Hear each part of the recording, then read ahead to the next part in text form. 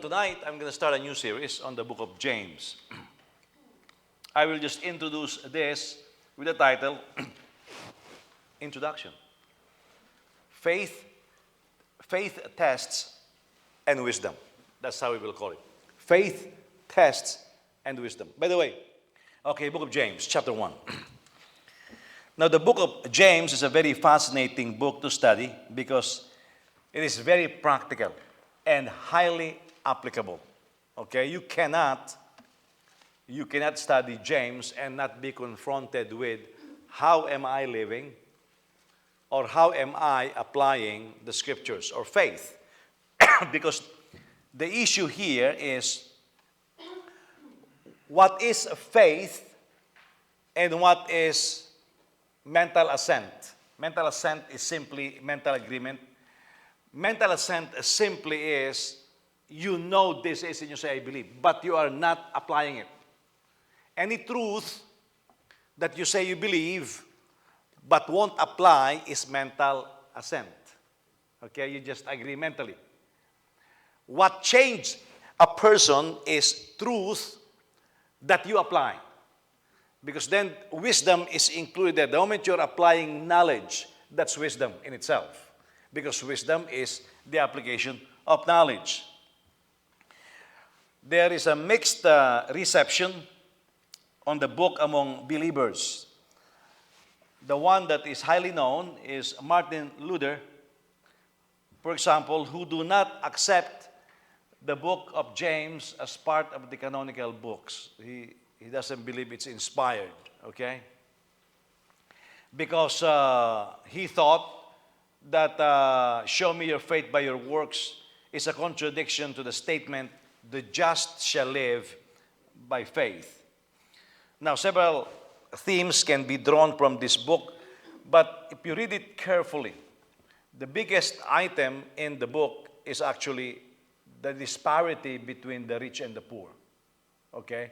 That's the biggest thing. Like in the book of Hebrews, with what I'm teaching right now, as I teach the present-day ministry of Jesus, I realize the central to the book of Hebrews is the high priestly ministry of Jesus, more than anything else. Now, central, or the big thing about the book of James is a discussion on the poor and the rich. Because, look, faith is in question here. Because in the book of James, what is obvious is some people who were rich became poor. And some people who were poor became rich. And yet both of them live by faith. Okay? And so when people say, well, you can have faith and then nothing will happen to your economics, well, it depends on how you manage your money. Because in James, there were some rich people who became poor and some poor people who became rich. James, the author, is actually the brother of Jesus. Okay? Not one of the 12, of course, he became an apostle. He was also the leading figure in Acts 15. He replaced Peter as the senior pastor of the church in Jerusalem. The other James at this point is already dead because Nero, who's this guy, Herod already killed him. In fact, he thought of following it up with the execution of Peter. But of course, God has other plans for that. So, in summary, at the end of all of this reading, and by the way, you should have been able to read the book of James already. Have you guys read the book of James prior to today? Did you? Not 10 years ago. I mean, this week, there's only a few chapters. Did you guys read the book of James? Okay. One of the reasons why I announced it's no surprise, so you can read it. So we can really follow. I think in our, DJ was just reminding me in our Bible study in our house because of COVID, I also discussed James, right? Unless I'm mistaken. Did I do James? Okay, Sherry remembers and Ann concurs. So by the mouth of 2 or 3 witnesses, it's established then, okay? So I did that. I forgot actually.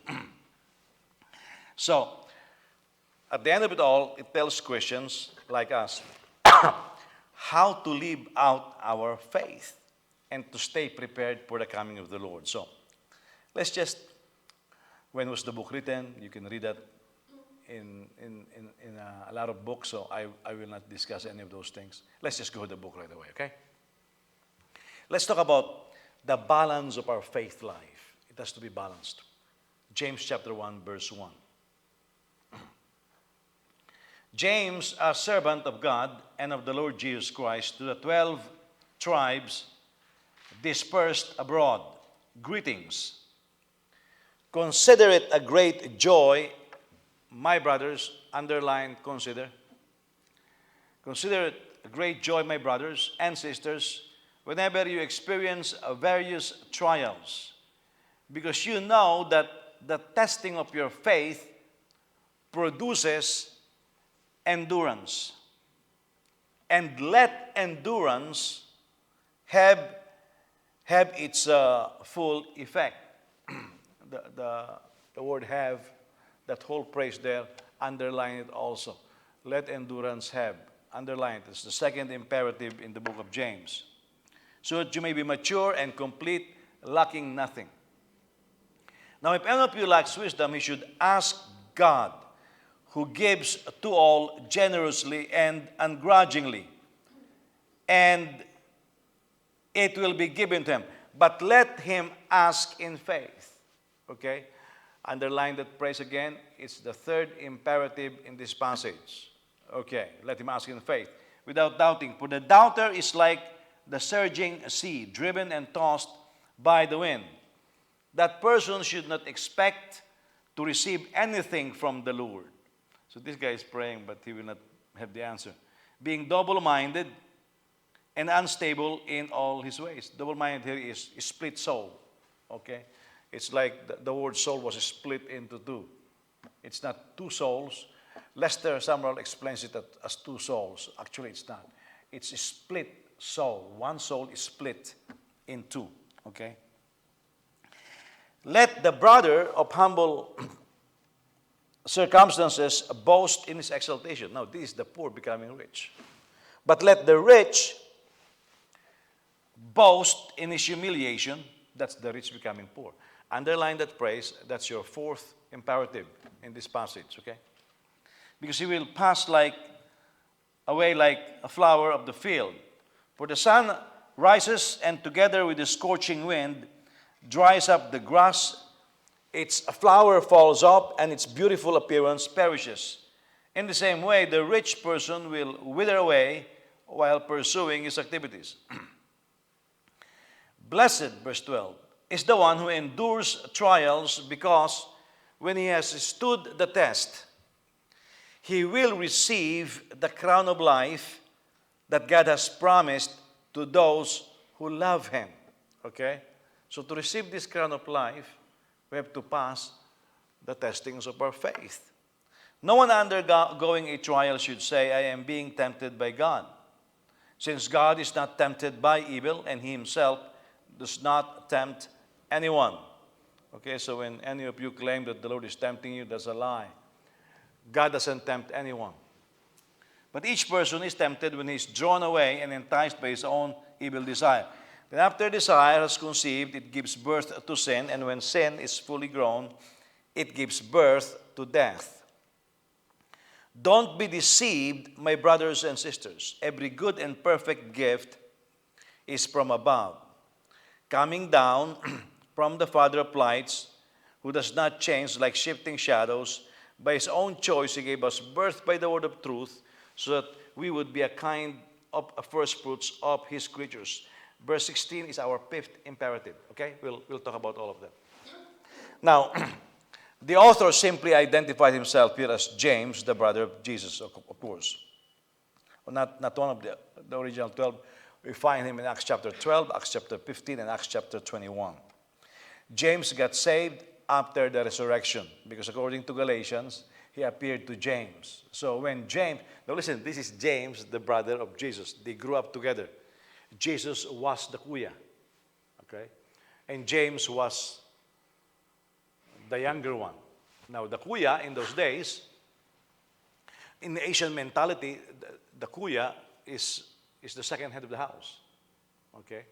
When the father dies, the kuya takes over the family business. So can you imagine James having a brother who doesn't make a mistake? Anybody here has a brother or a sister who doesn't make a mistake? I mean, when Jesus tells him, James, don't do that, you are wrong. You can argue with Jesus, at the end, Jesus is right. You know, and Jesus is love. So he is a disciplinarian. Now you have to remember that Joseph was old already, advanced when he married Mary.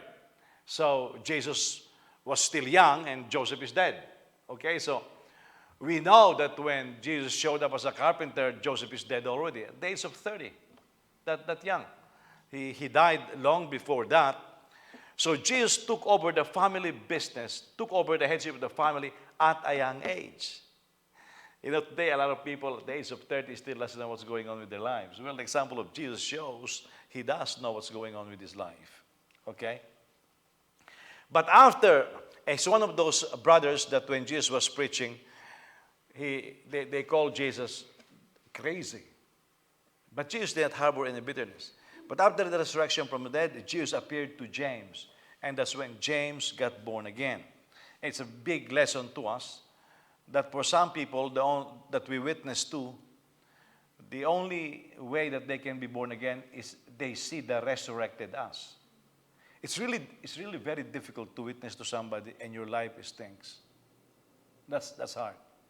Now, me personally, because I've been born again for a while, there are ministers that I follow because I like the word that they're teaching, but I will have to close my eyes on their lives because their lives are a mess, you know. And by the way, this Sunday when we talk about faith on Hebrews 11, that's the application of everything that we taught. I will show you the struggle that people has with living by faith and how it is only by the grace of God that it can be done. He addressed the 12 tribes in dispersion. Actually, it should just be all Christians that are scattered all over the world during that time. These are not the 12 tribes, okay? One can only see in this letter that he's rather in a rush. The normal pleasantries are gone. Greetings. And then he started teaching right away, much like the book of Galatians. What is interesting is the dominance in the first passage that we read of the imperative mood, okay? That's a command. Why? Because it's an action book. The book of James is telling us this is what you do. It calls believers to the obedience of the faith. By the way, when a preacher like me is preaching, I am actually calling people to the obedience of the faith. That's what ministry is. You're telling people, obey the word of the Lord. That's what it is. And so, when a preacher doesn't care whether the word is going to be obeyed or not, then that is not meeting the standards of ministry. Now, when you look at these imperatives, it will give us a more balanced view of faith. Faith is not supposed to be otherworldly, or faith is not magical. It's not mystical. Faith is the most reasonable and the most practical thing that you can ever do in your life. On the natural, if somebody says, do you really believe that you can do it? You say, yes. Then do it. You see, faith is very practical. Well, I believe I can get a job. Then apply. You see, that's the practicality of faith. Somehow, when we apply to our relationship with God, for some people, faith becomes magical. In almost an out-of-body experience. You know how some people say, well, I live by faith. Well, but your life stinks. Well, don't look at my life. Well, if I don't look at your life, there's nothing else I can see. That's all we can see.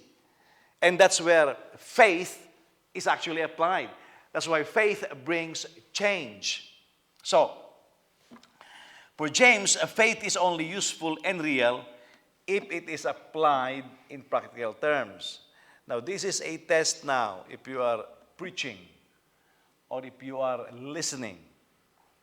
If you are preaching and you don't give anybody practical things that they can take home and apply, you failed. Okay? You failed. Because why in the world did I go to church? Coming to church, learning the scriptures, oh, I learned that. I'll take that home with me. Like for example, when we begin to study, hey, listen,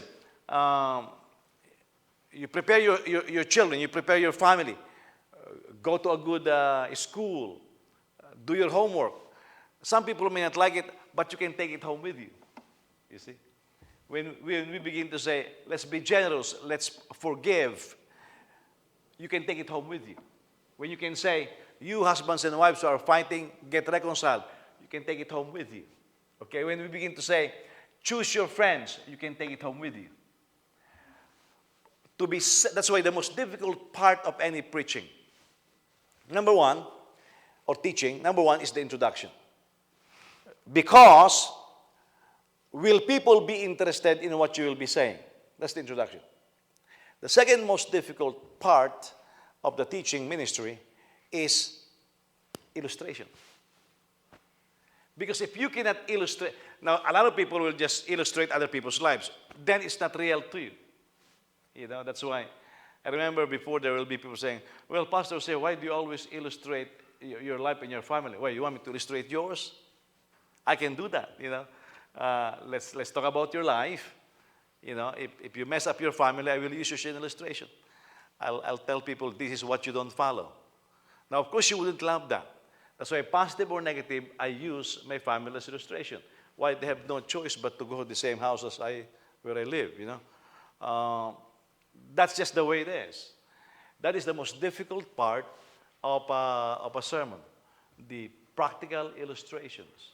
And then, of course, the moment you have that, then you can make the application, which is, of course, very critical in the exercise of faith. Now, let's talk about faith and trials, because your faith and mine will always be tried, you know, as gold until it becomes pure. Let me read to you again verses 2 to 4. Consider it great joy, my brothers and sisters, whether you experience various trials, other translation, temptations, because you know that the testing of your faith produces endurance. And let endurance have its full effect, so that you may be mature and complete, lacking nothing. And this is where I get tickled when faith ministers read this verse, and they will read the phrase, lacking nothing, and they'll take off. You lack nothing. You lack no money, no house. That is not what James is talking about. You see, that's why we have to look at the context. Let endurance have its full effect, so that you may be mature and complete. You see that? The main thing there is, so you are mature and complete. When you are mature and complete, you lack nothing. You see? You lack nothing. That is the idea. A mature person lacks nothing. Okay? Consider it a great joy is the first imperative. Others translated it as count it all joy, or nothing but joy, or the greatest joy. Can you imagine if I use the word the greatest joy? One of the greatest joy that we can have is when we go through temptations or various trials. A more proper rendering of that is temptation. The devil will tempt you, okay? Because the moment you confess your faith, the devil doesn't believe like we do. He believes in God and shudder, okay? But for example, if you tell somebody, I'm going to live right, you know, if you're a drunkard, you tell your buddies, I'm not going to be a drunkard anymore. What's the first thing they will do? They will offer to you some liquor to see, to test whether you are serious or not. And then they will laugh. Well, you confessed. Jesus is Lord. Now the devil, the demons of hell, heard that. So now they're going to test you. Okay, that's what temptation is. Really? Really?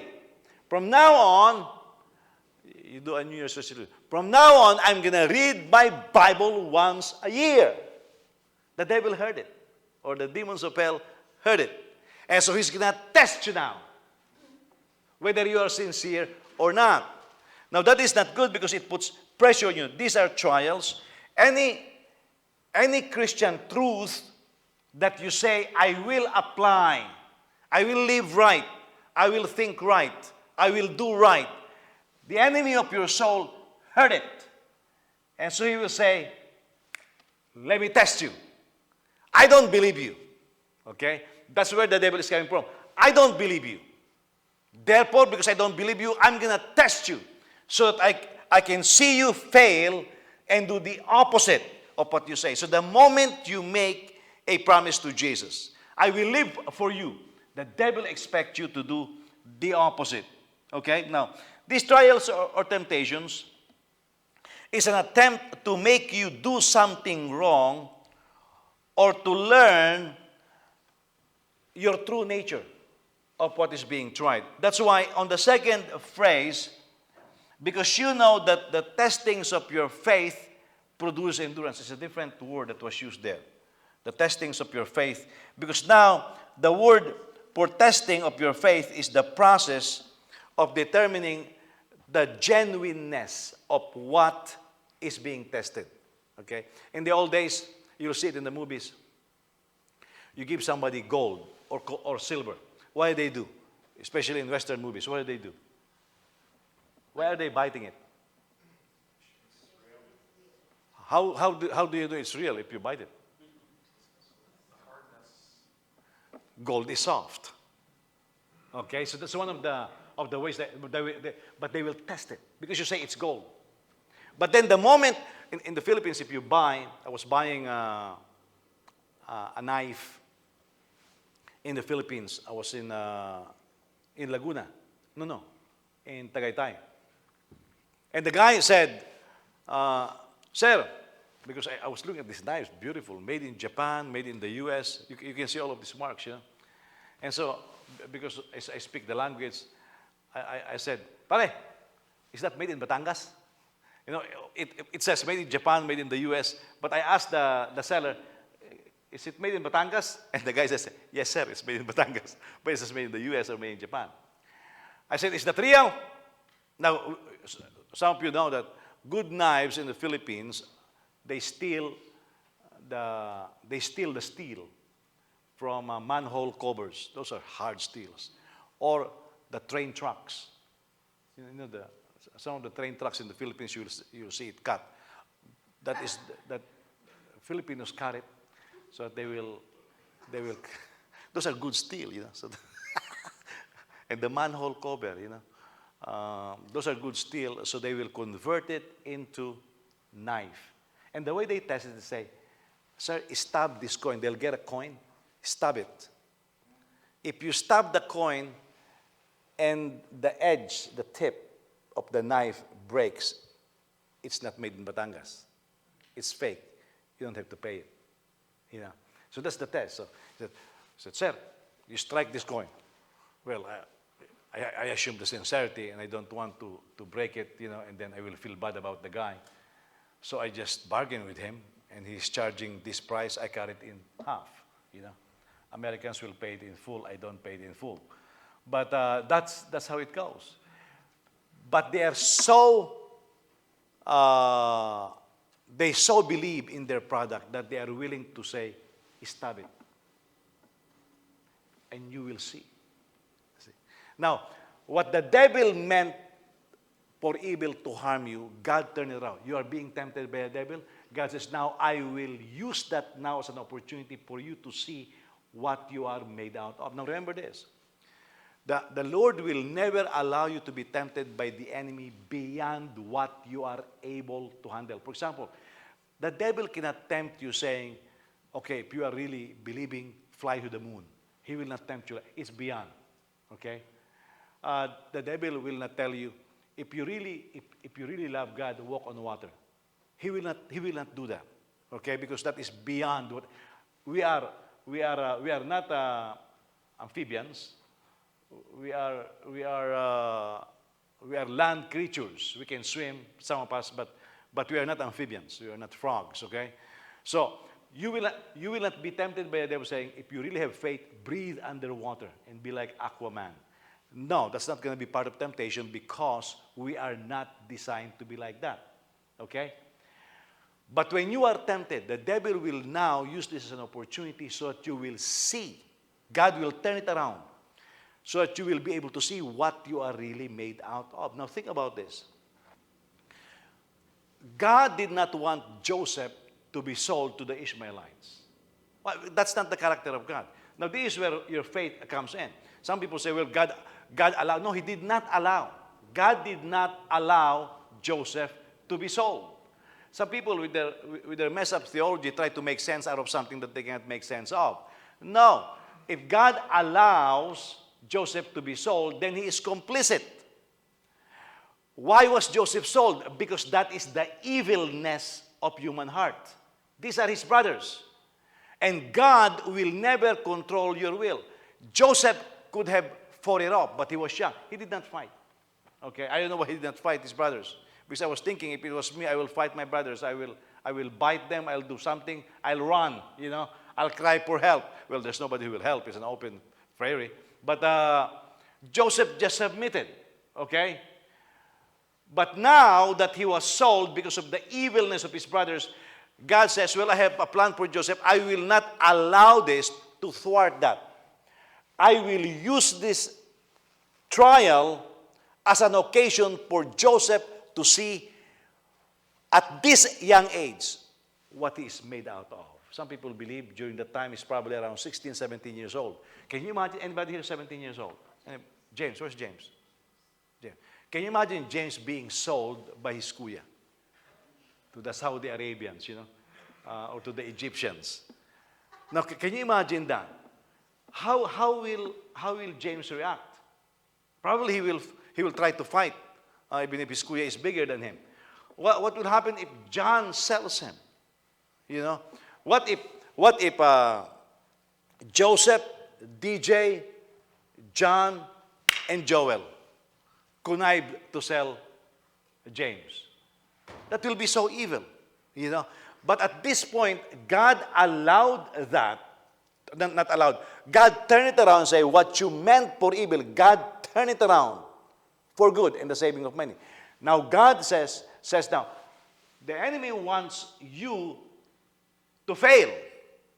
Because how can somebody who saw a vision, who saw a dream, that the sun and the stars, the moon, bowed before him, and all the heaps of his brothers bowed before his heaps of grains. You are dreaming to be the head and not the tail. Now, I'm going to make sure the devil says, it doesn't happen. I will sell you. I will inspire your brothers to do evil against you. Now, the enemy can use anybody who will listen to him. Okay? So now that he was sold, God says, I'm still in your life. Now I'm gonna let you see that you can handle this. 17 years old. I'm gonna let you see that you can handle this. And handle he did. He became the head. Now, remember his dream that he was the head of the family. Have you noticed in everything that he touched, he will start as a slave. He will end up being the head. Now, God began to use that as a training ground. You know how some people say, I think it's an American expression, when life gives you a lemon, make Ricola, with lemon in it. Make lemon juice, something like that. Well, it's not supposed to be something that you will make lemon juice. Well, look at this. Joseph made a life for himself. His faith can handle it. Look, all of us here have our own adventures. And you think, to begin with, I cannot handle it. Whereas some of us fail. But we are handling it. Because of the faith that God put in us. That's why, count it all joy. Now you are about to see what you are made out of. But some people give up in their walk of faith, and they allow these trials to get the best out of them. There's a book written in the 70s called Adaptation to Life by George Valiant, okay, from Harvard University. I have a copy of the book. In the book, Adaptation to Life, this is a 20-year study. He continued it. A 20-year study. He studied babies who are born from the good neighborhood to the bad neighborhood. Okay? The samples involve blacks, whites, and Hispanics. And this is what he learned. So he observed a baby born, say, in the south side of Chicago. A black boy, a white boy, a Hispanic boy or girl. And they were born. And he observed their lives for 20 years and beyond. And this is what he found out. Some of these kids who were born in a so-called ghetto, south side, they become criminals. They become thieves. They become drug addicts. What happened there? They adapted to their environment and say, well, everybody here is doing bad. To survive, I will be a drug addict. I will be a criminal. I'll be a thief. On the same neighborhood, there are some kids who says, no, this is not life for me. I will fight this. And they end up becoming professionals, doctors and lawyers and accountants. And George Valiant asked, what's the difference? Adaptation to life.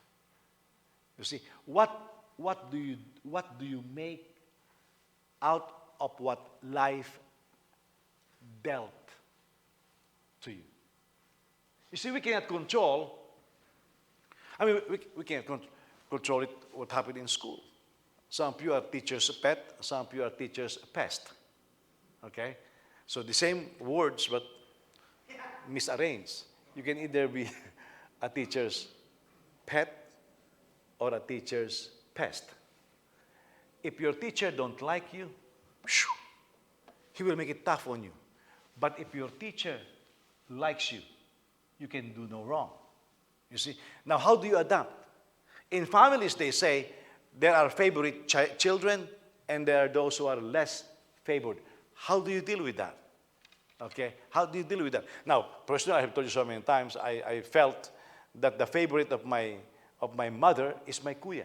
The favorite of my father is my ate. I am nobody's favorite. Okay? Oh, but we all make it. You see?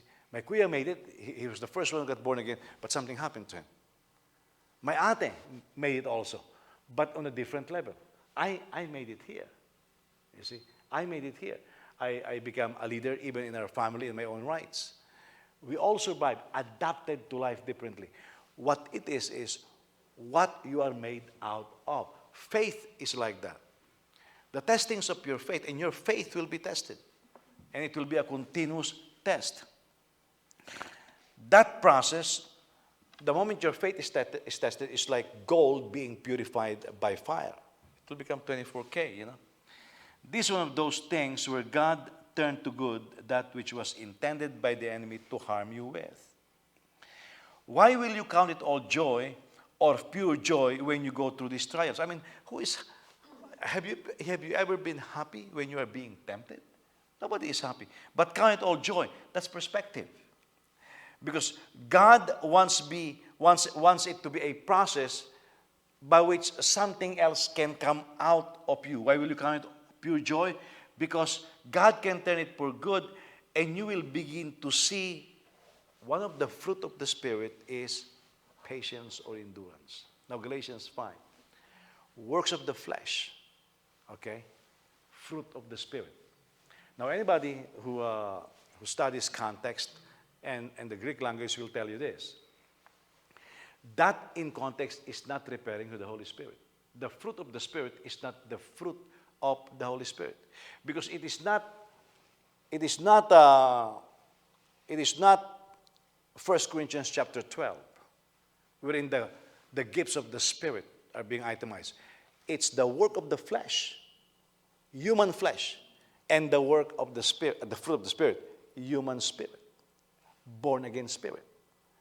Anybody will tell you that I know that preachers would like to say fruit of the Holy Spirit. No, it's not the fruit of the Holy Spirit. It's the fruit of the born again spirit. What is the fruit of this flesh? All kinds of sin. Envy, jealousy, that's the fruit of this flesh. What is the fruit of the Spirit? Now, that's the same person. You can either have, in your life right now, you can either manifest the fruit of your flesh. My flesh have fruits. It has works.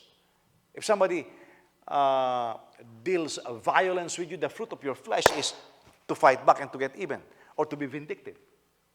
But then you are born again. So when life deals you wrong, what will come out of yourself? Either the works of your flesh, the old nature, or the born-again spirit. Do you know that what you are displaying right now is either your old self or your new self? The way you react at things, it's either your old self. You can judge whether you are walking in the flesh or you are living out your own salvation with much trembling and fear with how you react. If I tell, for example, DJ, do this, okay, and she's very tired. Do this, and she's very tired. And she snaps back on me and says, throw me some attitude. What comes out? Works of the flesh. However, if she's very tired, but I'm telling her to do something, and she said, well, that's my dad, and I'm supposed to honor my dad, and she's tired, well, she can reason, Papa, can I rest for 30 minutes and do this? That's the fruit of the Spirit, you see. But if she says, I'll do it, and she became obedient against her flesh, that's the fruit of the Spirit. That's how practical faith life is. How you are living right now, what's coming out of you, it's either the work of your flesh, unregenerated man, or the fruit of your spirit, which is everything that is mentioned in Galatians chapter 5. Now, what happens when your faith is tested? Let endurance have, verse 4, its full effect. So the first imperative is, when you're going through temptation, be joyful. Second imperative is, out of that, let endurance have its full effect. It's a divine necessity. It turned out for endurance to come out of you, okay, your faith has to be tested. How do you know whether, in academic world, okay, how do you know whether you are smart or not academically? How do you know? Well, of course, tests. But what's the first thing? You've got to go to school. You have to subject yourself to that kind of rigor, testing. You've got to go to school. Now, anybody can say, I'm smart. Let's prove it. I mean, has any parent ever have a child that was born and say, oh, he's dumb? Unless he's crazy. She's crazy, you know. But you say, well, every parent, I've noticed in America, no matter what their kids are saying, hey, my kid is smart. Okay, let's find out. How does your kid make a decision? How does he fare in school? That's the testing ground now. Okay? That's the testing ground. Your endurance will never come out unless you are tested. Now, the first, well, not the first time. Every time I do physical work, you know, you stop doing physical work. Or right now, my exercise in the gym is suspended because I don't want to wear a mask while exercising. So I'm out, you know. I'll tell you this. When this mask mandate is lifted and I go back to the gym, what will happen to me physically when I do workout? My muscles will be sore. And when you're getting old and your muscles feel sore, what will you think next? You will begin to say, I don't want to do it anymore. Oh, but I have knowledge. I have knowledge that the reason why my muscles are sore, it's rebuilding itself. And so the pain will be momentarily, but it will get used to it. Oh, but I also know this. Every time I push myself in exercise, I will have muscles pain because I'm ripping my muscles. No, there's not that much to be ripped anymore, you know. But I'm ripping my muscles, and every time your muscles are ripped, it has to heal. There will be pain. But a bodybuilder, every time he feels the pain, he likes it because he knows he's getting ripped. Now, in working, it's the same. You start going back to work, you feel muscles pain. Oh, give it a couple of days, you will heal. But then here's another pain. But you begin to, you know, pain has a certain addictive element in it. Pain can be very addictive because you know something is happening to you. Or you can say, I don't like pain. I will not go to the gym anymore. Then your muscles will not develop. We have the same number of muscles, but yours will not develop. You can, James was telling me they were picking up this gigantic refrigerator. Oh, no, not refrigerator. Cabinets, I think. And James was the only one with his mom. You know, James is and he said, the owner of this, I don't know what they're buying. What were you buying, James? Oh, washer and dryer. My wife bought this washer and dryer, and you know that the washing machine is heavy, not the dryer. But he said, this big black guy doesn't know how to carry stuff. And he said, seems like he doesn't even want to carry it.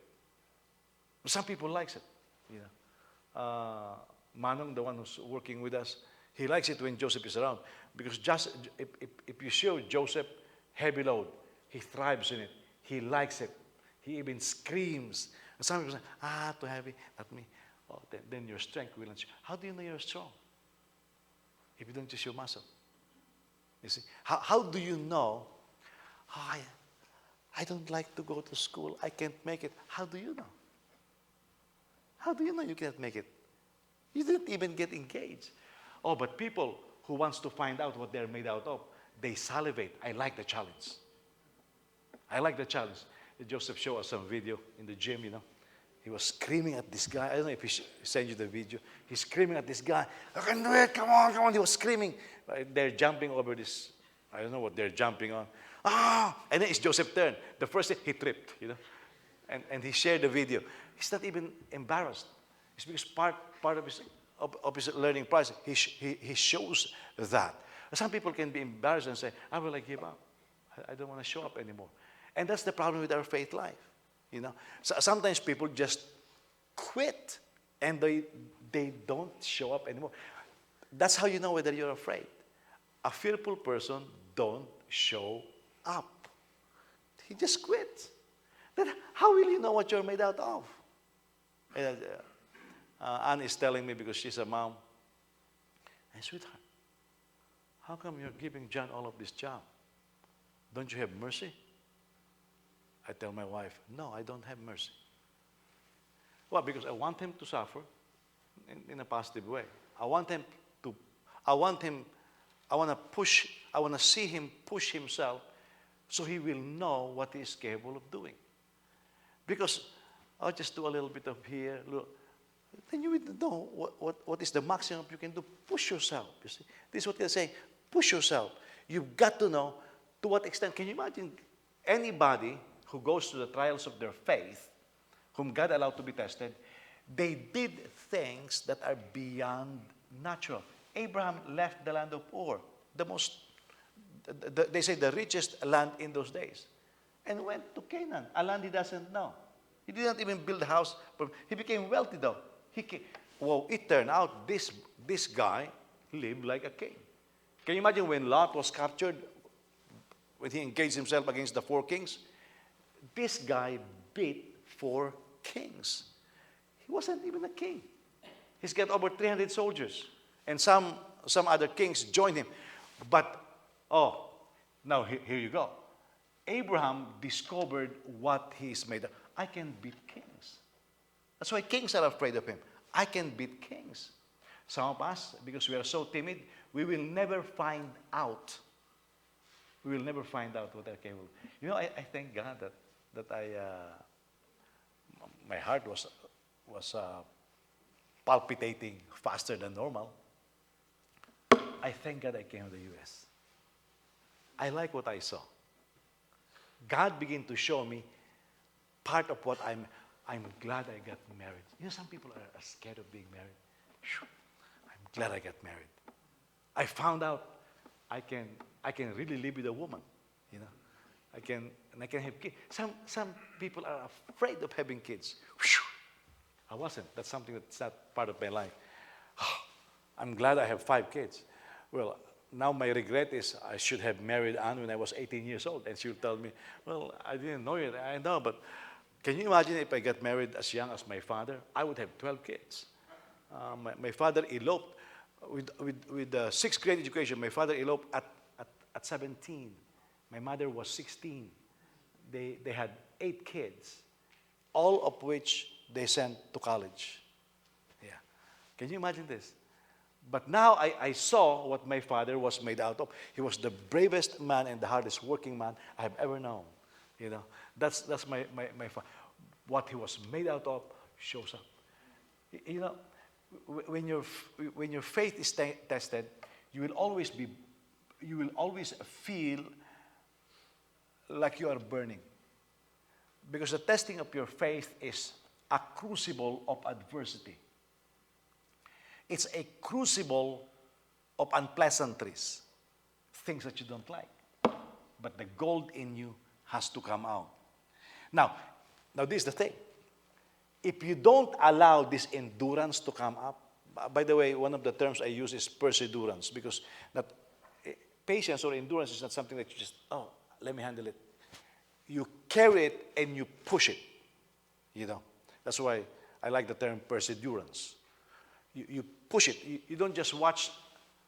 You don't just let life throw its darts on you. You use your shield of faith and you fight back in a faith way.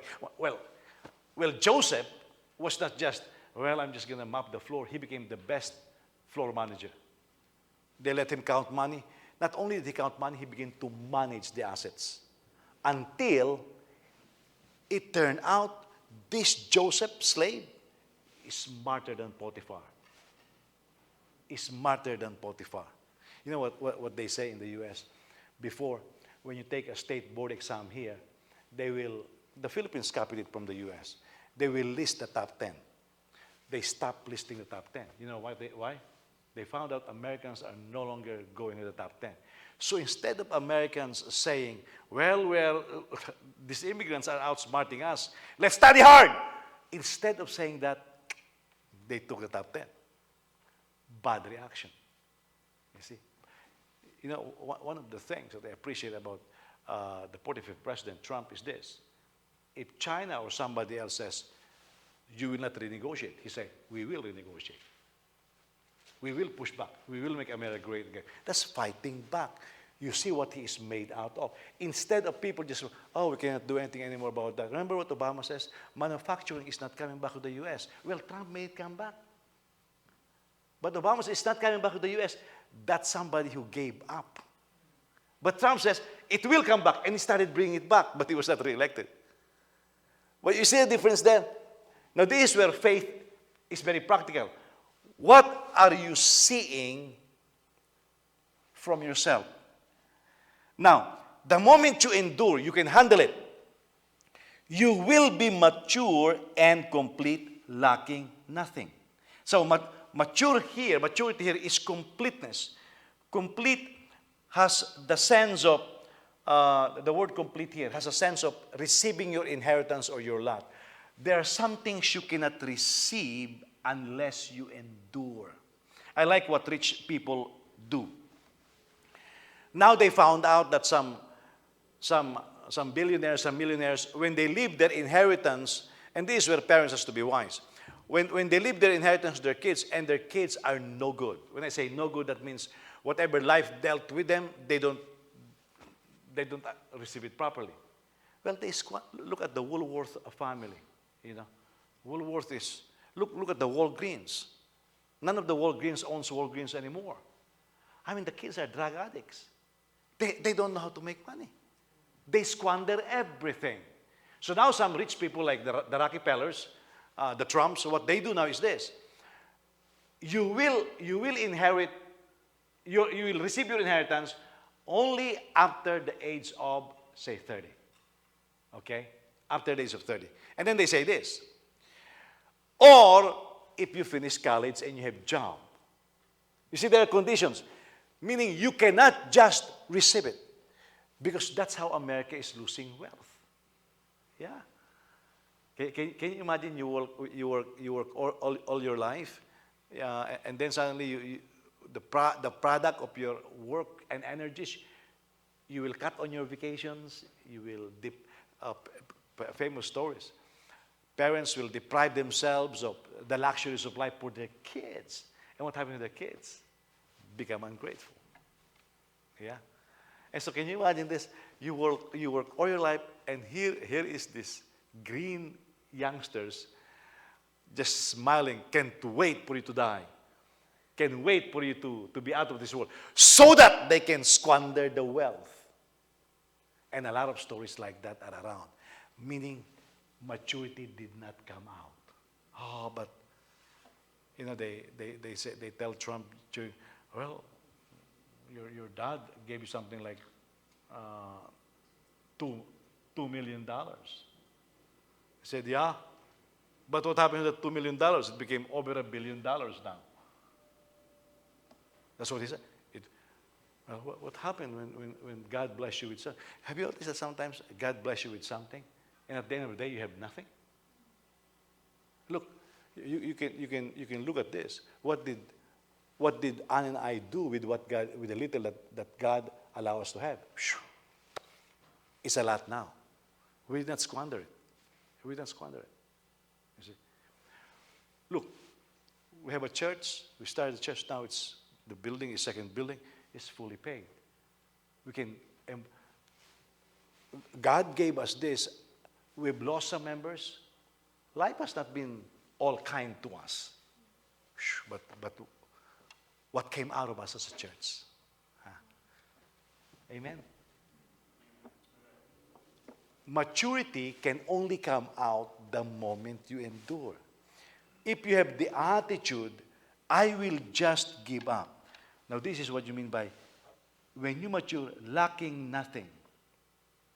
The word lacking nothing here is this. It means you are no longer falling short, or you are no longer inferior. Have you noticed mature people, the way they carry themselves? Very different. Yeah, they don't have to prove anything. Yeah, there are some people that every time you see them, they're always apologizing. They cannot carry themselves. They are inferior. You see, having inferiority complex is an attitude that is negative. You are not exhibiting competitiveness. You know, I like stories like I remember one interview. I think it was with Charles Barkley. It was asked because remember the championship between the Suns and the I think it's a conference championship between the Suns and the Bulls, or I don't know if it's NBA championship, but Suns and the Bulls. And Barkley and Jordan were supposed to be best friends. So he was asked after they lost the series, because there was a couple of games they really beat Jordan. So Barkley was asked, how does it feel to beat Michael Jordan? And Barkley looked at the interview, what are you talking about? Well, how does it feel to beat Michael Jordan? He said, no, you can only beat the Bulls, but you can't beat Michael Jordan. I said, whoa, that's a different take. He said, Jordan never leave any game that he participated in a loser. Even if the team loses, he's still the winner. Because when he walks out, he said, none of the other players will say, I beat you, because they never beat him. They beat the team, but they never beat him. It's a different class now. It's a different class now. You know, and I follow some stories about him. Some people trash talking him, and then he will play one-on-one with them, and he will show them, I'm still Michael Jordan. What he is made out of is different, and they carry themselves well. You see, what happens to us when our faith is being tested? Now listen, my faith has been tested several times, and it will still be tested. Your faith has been tested several times, and will still be tested. What comes out of you? Are you enduring? I'm going to give up. Remember the illustration I told you about Joseph? Oh, Papa, I'm going to change course. It's a big test on his life. Suddenly, he's dealt with these teachers that he doesn't speak English that he can understand. And Joseph is telling me, Papa, you know I'm studying, but I cannot understand their lecture. I said, why? Because my teacher has an Indian accent. Well, what can you do? He's Indian, you know. So I said, then go to the TA. The TA also is Indian. He said, I can't. He said, I can understand the TA more than the professor. I said, so how did you pass? He said, YouTube. What happened to him? He became resourceful. And so he was Oh, remember the case of Joseph? He was charged of plagiarism. By the way, there was a case here in this church. The student was charged with plagiarism. You know what the student did? Did not fight it. Yeah. The guy lost confidence. Did not finish college. Did not fight it. Well, Joseph was, on the day after graduation, he marched, the day after graduation, charged with plagiarism. So I went to UIC with Joseph, and we said, we're going to fight it. Joseph was very upset. You know, his flesh came out. I would like to see that professor outside of the campus. You know how Joseph is. I said, shut it. I said, it's not going to work that way. But we talked to the person. He said, we're going to fight. Oh, we found out right away from that meeting that this professor is notorious for that. You know, and a lot of people, but nobody would like to fight. But Joseph, I'll fight it. And we told the guy, we'll fight it. And you know what? And he's a black guy. He said, good that you will fight it. And he gave us some information. Guess what? They dropped the case. Look at how Joseph is now. The way he carries himself is very different. I don't like sometimes how he talks, but it's going to be tested, you know. And I wish it's tested 100 times. But I like how, you know, he's one of the things that I like about Joseph is when he makes a mistake, he really accepts it. Yeah, he really accepts it. Because he knows that nothing good is going to come out of lying. Now, how many of us, our kids make a mistake and they just keep on lying? But my boy had learned. That's maturity. My boy had learned, you tell the truth. The sooner you tell the truth, the better it is for you. Now, that's maturity. He says, when you're mature, then you lack nothing. Again, it means you will not fall short. You will not be inferior. I know that some faith teachers takes up with lacking nothing. You're going to have the car, you're going to have the house. That's not what it's talking about. You will not be inferior. Well, he's got more money. Who cares? Who cares? I like what my father taught me. Jose, even if we don't eat luxurious food, and the rich people can eat in any restaurant they like, at the end of the day, wisdom from my father, we go to one place, and what comes out, it smells the same. And it makes me feel good. Whoa, yeah, that's right, you know, that's right. But that's the wisdom from a sixth grader. And my father is never intimidated. I have seen him cry and still keep on fighting. Never, he's not an easily intimidated person. I don't think I've seen my father get intimidated. He just, I saw him when he was already old. Well, I was the one who fought, you know. I was the one who fought for my father during that time. He was already old. And this old man was younger than him, was screaming at the top of his lungs on our gate. It was a Saturday. And my father was not his usual self. He was just sitting there, and I woke up and said, Tay, who is that guy screaming at our gate? And my father was already old. He's been shot, he's been through accidents, and it mellows him down. And my father says, just be quiet, Jose. I said, he's screaming at you, he's cursing you. No, I'm the son now. You don't allow people like that to curse your father, not at your hearing. So I said, Tatay, I cannot allow this. I said, I'll go out. And my father was now calming. Oh, stay here. Don't do it. I said, no. I said, I'm your son. And I confronted the guy. And I saw my father. Now it has changed. Before, my father will always be ahead of me. But at that point, he was no longer ahead of me. He was behind me now. And I confronted the guy. I said, what are you screaming at? Why are you cursing my father? And the guy backed off. But the guy backed up and he looked at me and says, look at you. Are you going to fight me? I said, stop screaming at my father. And he backed up and then he left. But at that point, my father was already behind me. You see, but he mellowed down. He mellowed down. You see, I was not mellowed down, but I am born again, so it's okay. You see, it's okay. But what I'm saying is this: how do you deal? Are you do you have inferiority complex? That's lack of maturity. That means you don't endure or you are not exercising patience the way you should be. And next week, because it's 9:03, this is where wisdom plays out. We're going to talk about the place of wisdom now becomes very big. But listen, your faith will be tried. And it is being tried. Let endurance come out. And then from that endurance, here comes maturity, completeness, where you lack nothing. Now listen, to this day I meet people with a lot more money, with a lot better cars, with better houses, better things in life. My kids will tell you I don't bow my head before any of them. Yeah. I have people who promise me things, never follow up in them. I have people who promise me money, even in the Philippines, never follow up on them. I don't feel inferior to any of them. Yeah. That's maturity. But if you feel inferior, like people can push you around. Now, I'm not telling you to go pick a fight, but that's wrong. But if you're always feeling inferior, that means when you are being tested, endurance is not coming out. Yeah. You're not doing well. Yeah.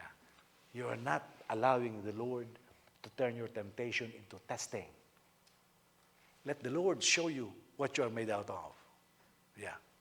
Have I failed test? Yes. But my attitude is different.